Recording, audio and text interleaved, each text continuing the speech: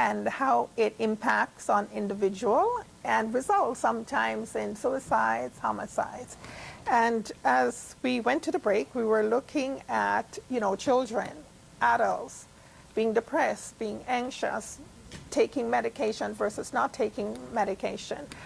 And you made the point, and an excellent point, sometimes the trauma, either in that moment or because it's built over time to that particular situation, someone can be in real dire straits to the point where they really feel like there is no hope left. They're totally given up. They just want to be away from the fear, the pain, the anxiety, the frustration, the anger, and often it results in people contemplating suicides or homicides. Or at the very least, if they are not, considering medication, if the parents are not considering medication, their children are, and they will be self-medicating, right? That's sometimes. Very often alcohol, they'll be turning to alcohol or marijuana or whatever to help reduce the symptoms, to make the pain go away. And all of those things can, even if not intentionally, lead to they aggravate, hurting themselves severely, dying, or hurting someone else. Yes. Maybe if we can talk a little bit about how does that progress in terms of the thought processes that goes through someone's mind, their sense of self, that sense of hopelessness, and what goes through someone's mind to the point of looking at, wanting to do themselves in. Right. Well, to a certain extent, the ages between, the high school years, certainly, but let's say 12 to even into the 20s, 22, young people are prone to a feeling of, because they lack, one of the things at that age that they lack is perspective, and that this will end, or that this has purpose. And so that any child, even if they're not, or young person, even if they're not bullied, can feel lost and floating. And I see all kinds of, it's probably the number one thing that, after bullying that brings young people into my office, or the parents going, they're just not doing anything. And the young person says, oh, I just don't know, why am I in school? Why am I doing all of this? And so they're already vulnerable to a certain amount of depression without anything going wrong. That's something that most parents, people in general, are just not aware. Even though we went through it ourselves as young people, teenagers, but for whatever reason, I guess we forget, we're just not in tune to just how devastating sometimes that emotional turmoil that young people go through, as you said, without any outside trauma. This is the unbullied child, you're just your average child. Just for whatever reason, my friends know what they want to do, I don't know what I want to do, why am I here? And then there can be really that hopelessness, or is really, what keeps us hopeful is the experience that these things pass, that things get better. And a young person doesn't necessarily have that experience. They just know this is, and at that age they think, well, I have no evidence that this is going to continue. But so if someone is sitting there already with these kinds of thoughts and fears and anxiety going on, and then on top of that comes someone putting them down, beating on them, calling them names. Right, it's just like fanning a fire for those types of problems. Like if I'm not already feeling, and because I'm going through puberty or whatever, and I don't have a girlfriend or I don't have a boyfriend, I'm already not feeling that great about myself. And then somebody tells me I'm useless and stupid, get these really aggressive, angry attacks, telling me that I'm worthless or telling me that I'm no good.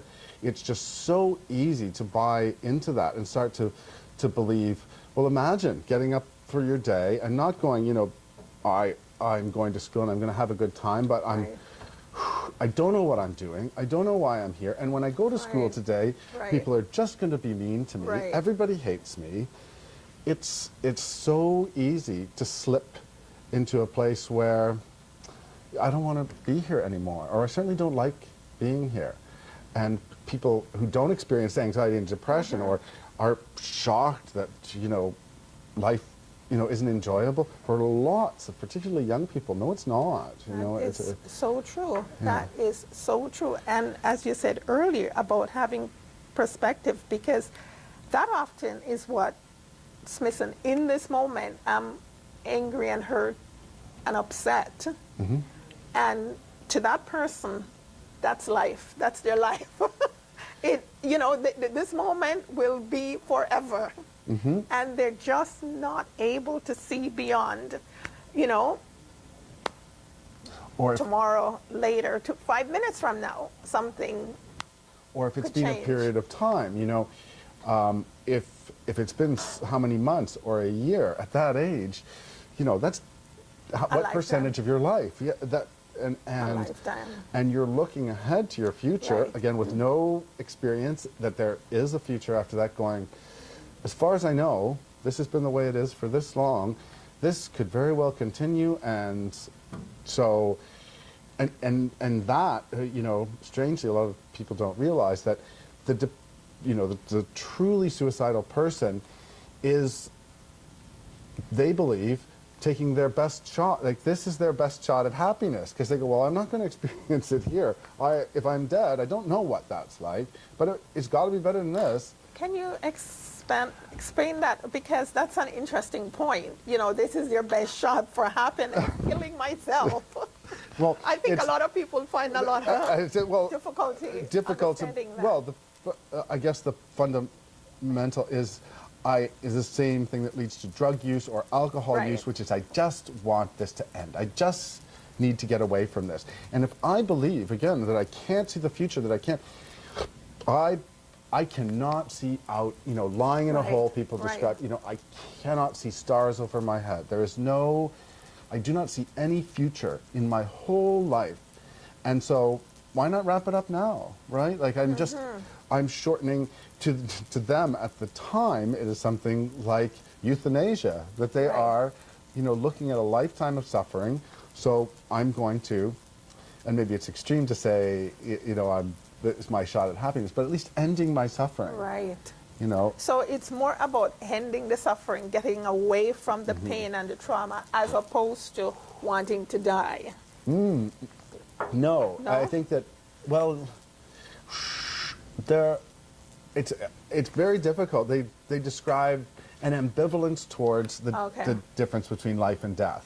So even a functioning person who is depressed will say, I'm getting through the days, but if I died tomorrow, that would be okay.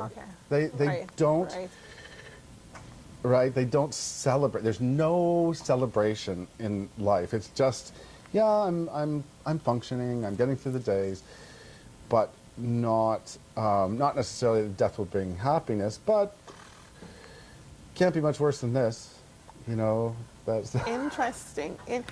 To follow along with that, I just want to highlight something. I was watching Dr. Phil a few weeks ago, and this has to do with homicide. And this was a young man that had killed 2 of his classmates and injured a number of others, and he's in prison for life. And I found it interesting when Dr. Phil was speaking. For me, it was kind of surprising what he said, because Dr. Phil was trying to get at the reason why he had gone out and done this. I was expecting him to say, he was angry and hurt and he just wanted to hurt other people. But that's not what he said. What he said was he decided to go out and shoot up the school, not wanting to kill or hurt anybody, but it was like a form of suicide. He was hoping that by shooting up the place, the police would come and shoot him, because he had tried to kill himself, but he just didn't have the courage to follow through with it. So in a sense, the homicidal act was like a suicidal. Yeah, it's kind of a special case. I mean, not that they don't end up Right, there, right. but we do imagine that homicides are caused by bullies, Yeah, right? yeah. And that does happen, certainly, where a group of students gang up on one student and abuse them and kill them. There are a couple of cases in Canada, Right. one not so long ago in Vancouver, where a young woman was, abused and eventually killed by Right. her taunters.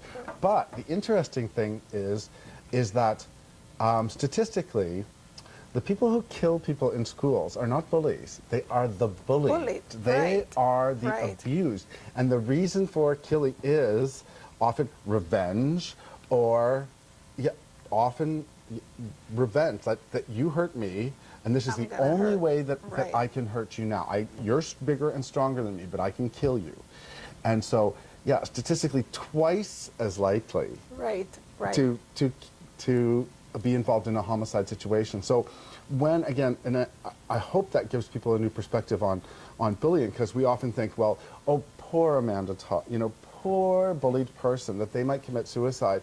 But think about this, like if these bullied people are absorbing this and taking it and coming back, they threaten everybody. Everybody. Not And just- you're right. And for those of you out there, please hear this, because it is important that we may think, well, it's not happening to us, or I'm not doing it, so I don't need to worry about it. Particularly, people who stand around and watch it happening. But you're right, because we never know at what point somebody's going to just become completely hopeless or hurt or angry or what have you, and decide that the way to deal with this is to take as many people along with them. And you don't know, you could unfortunately be the one in the hallway that day when they decide to shoot up the place, or somebody walking along the streets when you just in the theater.